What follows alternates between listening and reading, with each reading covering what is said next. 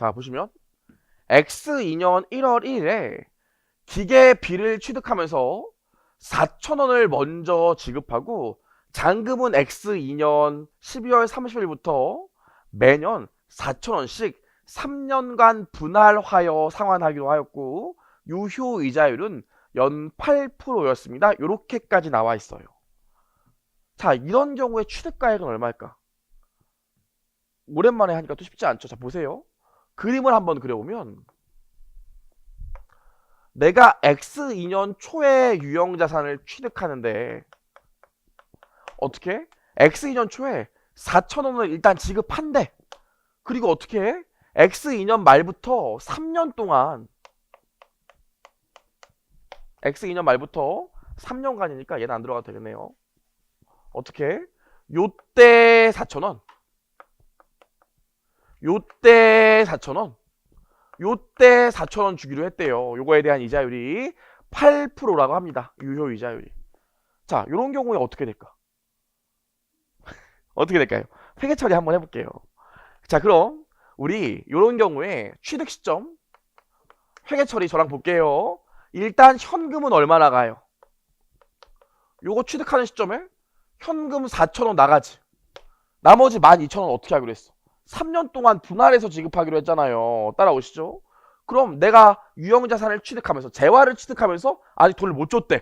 계정 뭘까? 응? 그쵸, 미지급금이죠. 내가 아직 재화를 취득했는데 돈을 못 줬기 때문에 미, 지, 급, 금으로 기재하는데 여기 어떤 금액이 와야 돼요? 여기 어떤 금액이 와야 되냐고. 제가 얘기했죠. 확정된 시기에 확정된 현금을 주거나 받는 경우에는 반드시 지금 시점에 현재 가치 평가해야 된다고. 기억나시죠? 그럼 확정된 시기에 확정된 현금을 받기 때문에 요 금액들을 어떻게 해주셔야 돼? 현재 가치로 평가해서 부채로 계산해야 된다고요. 이해하시겠죠? 그럼 요거 어떻게 돼요? 4,000원 곱하기 3년에 이자율 8%뭐 현가계수 곱해주면 돼. 연금 현가계수 곱해주면 되겠네요. 문제에서 연금 현가계수가 얼마래? 2.5771이니까 요거 계산하면 얼마 나오냐면 10308 나와요. 요게 10308 나온다고요. 따라올 수 있지. 그럼 이 경우에 내가 유형자산 취득하면서 취득한 유형자산의 취득가액은 얼마예요? 14,308원 나온다고요.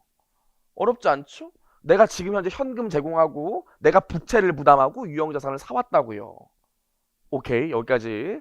계속 읽어볼게요. 취득시 잔존가치는 308원이고 정액법으로 5년 동안 상각하기로 했대요. X 5년 말 감가상각 전에 기량치 B의 감가상각 방법, 내용연수 및 잔존가치를 재검토한 결과 감가상각 방법을 내용 연수합계법으로 바꾸고 잔존가치를 6,000원으로 변경하기로 했대요. 왜 이러는지 모르겠는데 이렇게 한대. 그럼 봐요. 나 좀 봐요. 우리 그럼 매년 감가상각비로 계산할 금액은 얼마야? 내 유형자산의 취득가액이 143,308원이죠.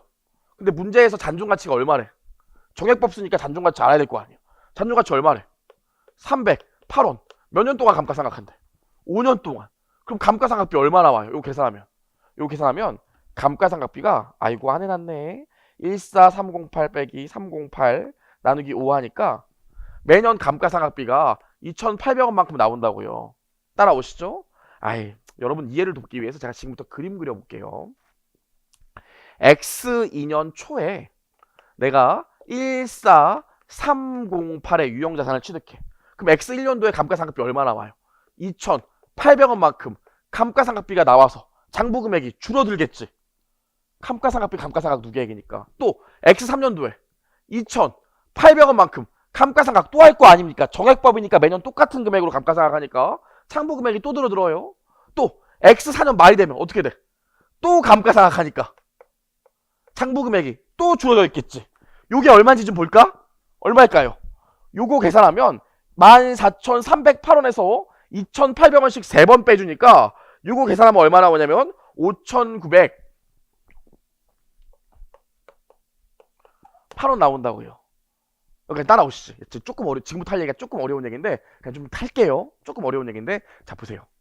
여러분 우리 저번에도 얘기했지만 여기가 12월 31일이야. 제아의 종소리가 땡. 여기 X1년이었대.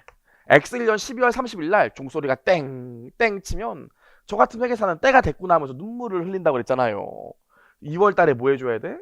재무제표 공시를 해줘야 되기 때문에 요때 우리 회계사들이 가서 열심히 일한다고요. 그럼 요때 어디가? 고객사에 가서 직접 회계사들이 고객사에 가서 감사를 한다고. 그때 이런 얘기를 해요. 회사 담당자들이. 회계사님 오셨네? 우리 올해부터 우리 이제 감가상각비를 정액법이 아니라 연수합계법 쓰려고요. 이렇게 얘기한다고요. 나한테 지금 얘기했다. 요 시점에 우리 감가상각을 정액법에서 연수합계법 쓰려고요. 이렇게 얘기했다고요. 그럼 제가 뭐라고 그래야 돼요? 하지마! 이렇게 얘기하겠죠. 왜 그걸 하지마! 이러겠지만 그러세요 라고 얘기한다면 X1년도부터 전수합계법 써야 돼요. X2년도부터 연수합계법 써야 돼요. X2년도부터 연수합계법 쓸 거면 지금 나한테 얘기할 필요도 없어요. 나 이때 언제 뭐 감사하러 왔어? X1년 재무제표 감사하러 왔다고요. 이해하시겠어요? 아주 쉽게 얘기하면 회사가 X1년 말에 감가상각의 내용연수나 잔존가치나 상각 방법을 변경한다면 언제부터 적용돼야 돼? 어차피 감가상각은 결산 시점 기말에 하는 거기 때문에 X1년 초로 와서 X1년 초부터 그 변경된 방법, 변경된 내용연수, 변경된 잔존가치로 감가상각 한다고요. 이해할 수 있겠지? 감가상각은 무슨 회계 처리의 가장 대표적인 거예요?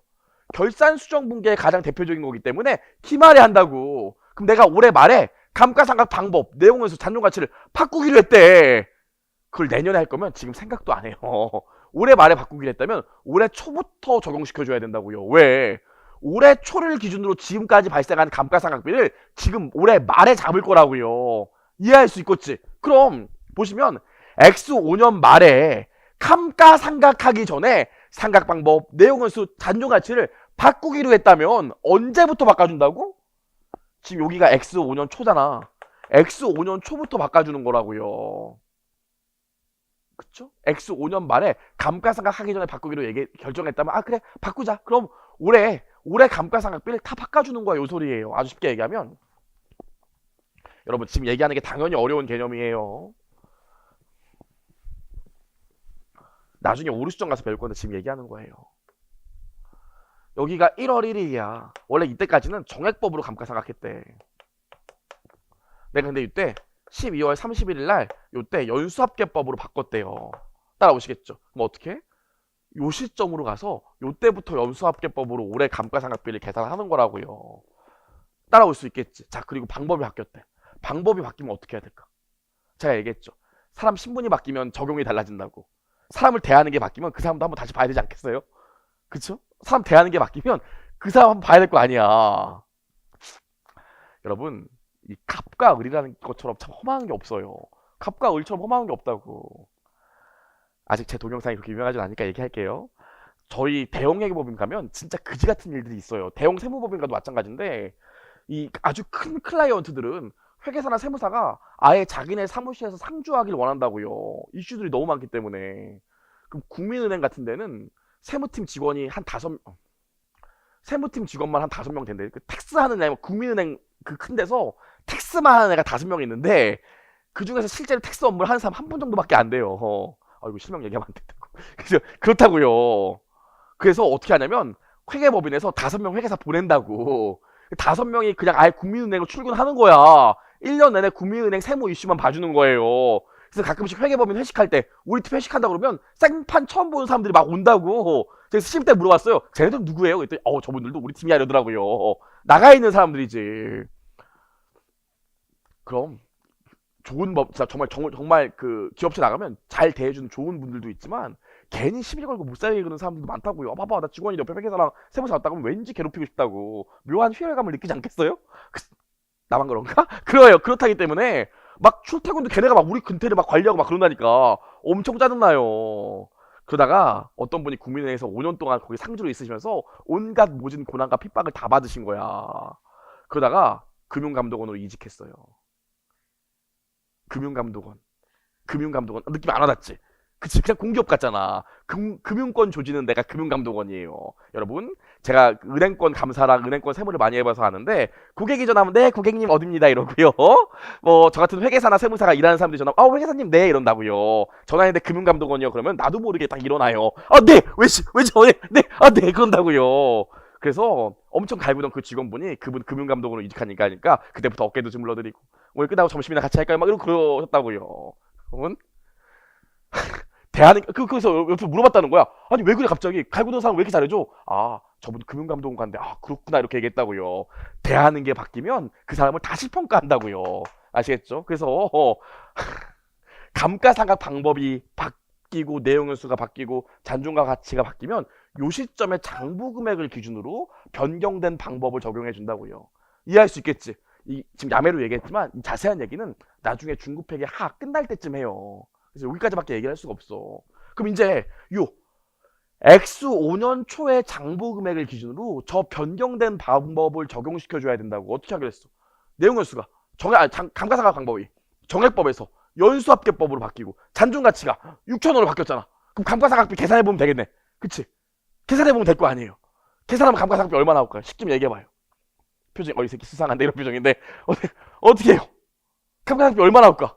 계산해봐. 안 나오지. X 5년 초에 장부 금액이 5,908원이에요. 요 시점에 예상한 잔존가치가 얼마야? 6,000원. 장부 금액보다 잔존가치가 크기 때문에 요 경우엔 감가상각을 중단한다고요. 언제까지? 요게 다시 떨어질 때까지. 그래서 요 문제 답 얼마? 0. 요거 기출문제예요. 제가 만든 문제가 아니라. 그래서 여러분 사실 이 기출 체크 8번은 제가 지금까지 뭐 개드립 친 요런 얘기를 가리키고 싶어서 한 게 아니라 요게 뭐예요? 감가상각 중단의 계산형 문제라고요. 이해하실 수 있겠지?